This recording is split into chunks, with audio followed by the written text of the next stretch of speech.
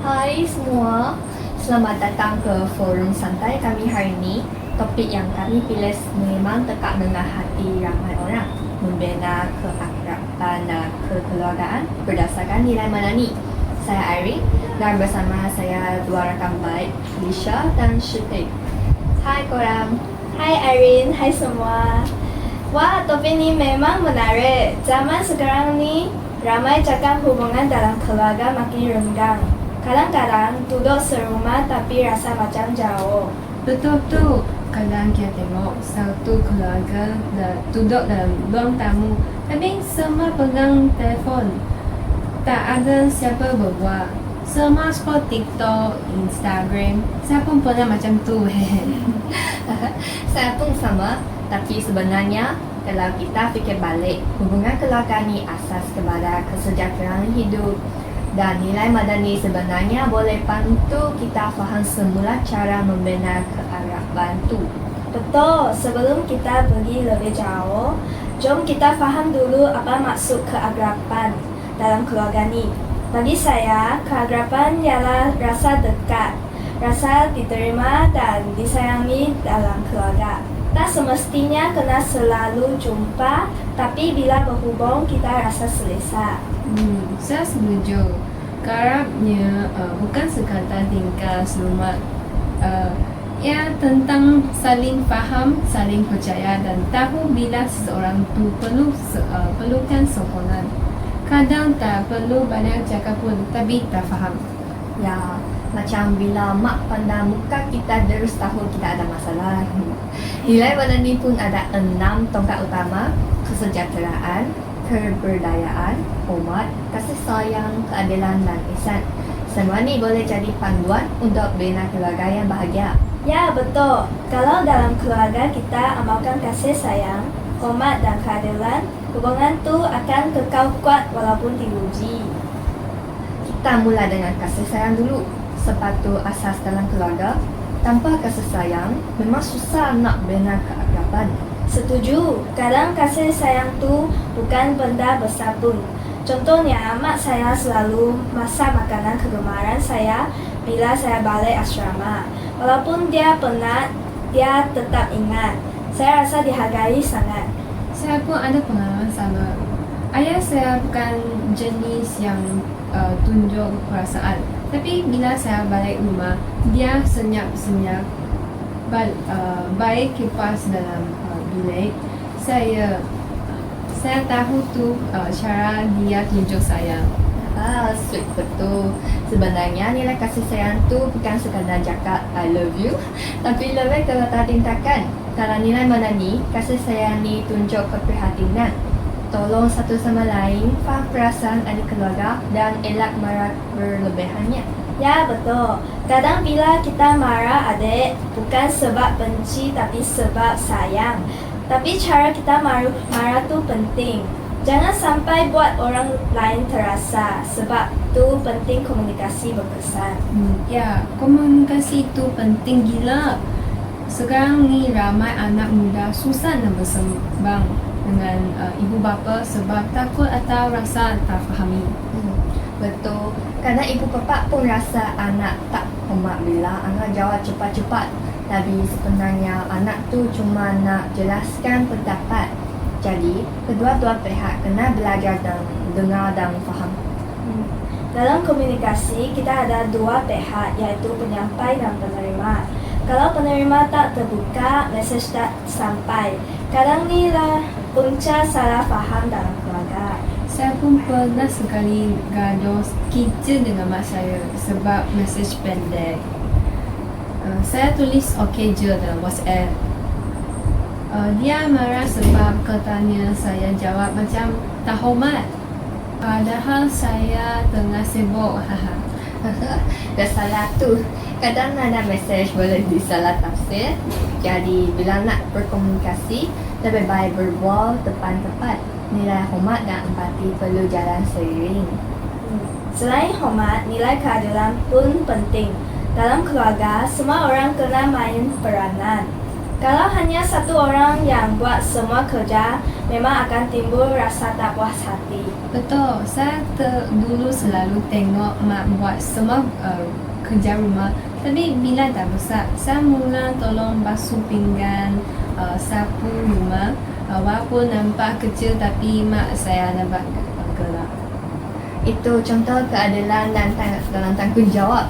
Keadilan bukan bermaksud semua kena sama rata, tapi semua kena sumbang ikut kemampuan. Bila setiap ahli keluarga rasa dihargai, barulah keakraban terjalin. Dalam nilai madani, keadilan ni bukan sekadar undang-undang, tapi juga nilai dalam hubungan manusia. Adil dengan anak, adil dengan pasangan, adil dengan diri sendiri. Sekarang ni satu lagi isu besar, teknologi. Kadang benda ni boleh bantu, tapi juga boleh rosakkan hubungan kalau salah guna. Betul. Media sosial boleh jadi jambatan antara ahli keluarga yang jauh. Contohnya, saya ada grup WhatsApp keluarga. Kadang kami hantar gambar lama, video lucu, semua orang ketawa. Tapi masalahnya bila semua orang asyik tengok telefon, maka malam pun senyap sebab semua sibuk scroll. Kalau jadi macam tu, keakraban pun makin pudar. Jadi kita kena seimbang. Nilai madani ajar kita guna teknologi dengan berhemat. Contohnya, ada masa khas tanpa telefon bila makan bersama. Ya, saya panggil tu no phone dinner. Semua letak telefon jauh, fokus pada sembang.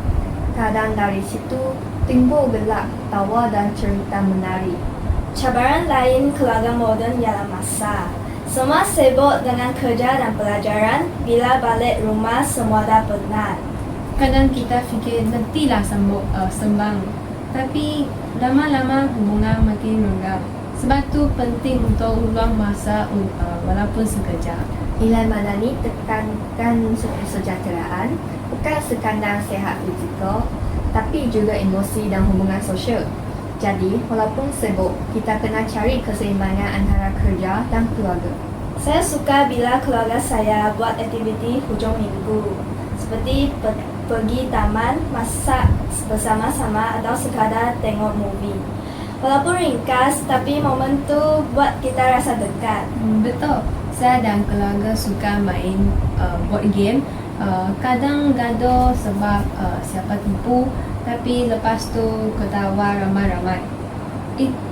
Itu yang buat saya rasa rumah tu tempat paling selamat.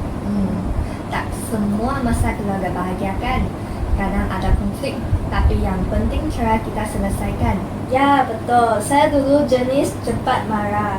Bila gaduh dengan adik, terus senyap seminggu. Tapi lama-lama saya sedar diam tak selesaikan ada apapun. Saya pula belajar kalau marah, jangan terus balas. Ambil masa tenangkan diri dulu. Bila dah reda baru bincang.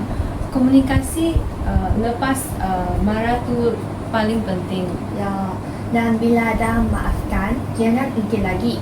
Nilai insan dalam madani ajar kita untuk saling memaafkan dan memahami. Itu kunci keakraban sebenar. Kalau kita tengok, semua nilai madani sebenarnya boleh diterapkan dalam keluarga. Contohnya, hormat antara generasi, kasih sayang sesama adik-beradik dan keadilan dan tanggungjawab. Saya rasa kalau setiap keluarga amalkan nilai-nilai ni, masyarakat pun akan jadi lebih hormat. Sebab keluarga ni kan asas negara. Ya, nilai madani bukan hanya konsep besar kerajaan, tapi juga panduan untuk kehidupan harian. Bila keluarga kukuh, masyarakat pun sejahtera. Saya masih ingat satu masa gaya dan mak saya jarang bercakap sebab masing-masing sibuk. Tapi bila satu malam kami duduk sembang lama-lama, saya rasa macam dapat balik hubungan tu. Dari situ saya belajar pentingnya komunikasi. Saya pula dulu selalu rasa ayah saya tegas sangat. Tapi bila saya dah besar, baru saya faham dia cuma nak saya jadi lebih baik. Sekarang bila balik rumah, kami boleh minum teh sambil sembang panjang. Saya pun ada cerita. Dulu saya selalu gaduh kecil dengan adik sebab hal remeh. Tapi bila dia masuk universiti lain, saya rindu pula. Kadang kita hanya hargai bila dah jauh. Nilai madani ajar saya untuk lebih menghargai sekarang.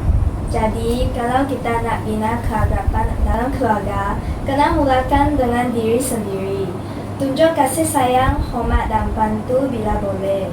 Betul. Jangan tunggu hari istimewa baru nak tunjuk sayang. Hari biasa pun boleh. Kadang satu mesej pendek pun cukup buat orang tersenyum. Dalam keluarga, tak ada yang sempurna. Tapi kalau kita amalkan nilai madani, kita boleh cipta suasana yang lebih tenang, adil dan penuh kasih. Setiap hubungan perlukan usaha. Keakraban tak datang sendiri tapi melalui perhatian dan keikhlasan. Jadi marilah kita semua hargai masa dengan keluarga. Letak telefon sekejap, pandang mata mereka dan berbuat dari hati. Setuju. Itu saja perkongsian kami hari ini tentang membina keakraban dan kekeluargaan berdasarkan nilai madani. Semoga semua yang dengar dapat ambil sesuatu dan cuma amalkan dalam keluarga masing-masing. Terima kasih semua kerana bersama kami. Jumpa lagi di forum santai seterusnya.